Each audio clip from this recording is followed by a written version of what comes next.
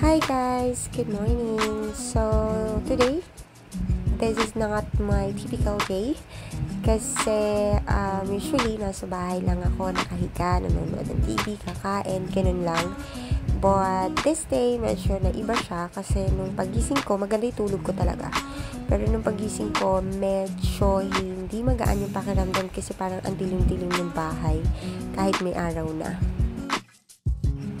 So, naglinis ako ng bahay for a while.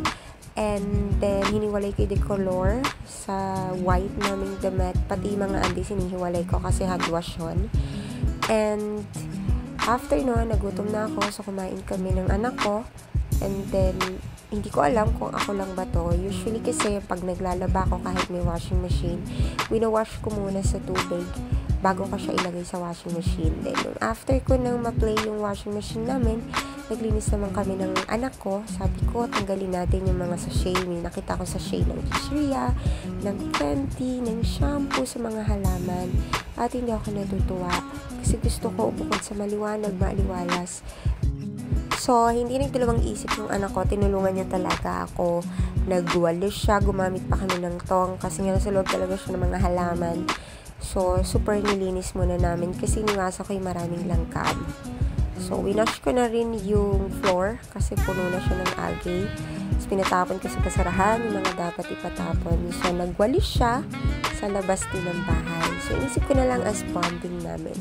Hindi ko rin alam kung ako lang ba to.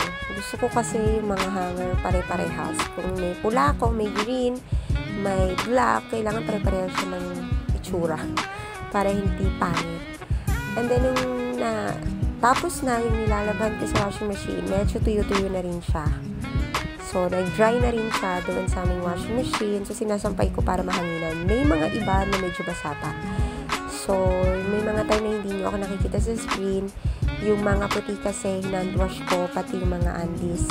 So, sinampay ko siya after ko din silang labhan. Though, binabad ko muna habang nagwa-washing machine ako dito sa mga nauna. So, itong mga to, kailangan lang niyang mahanginan.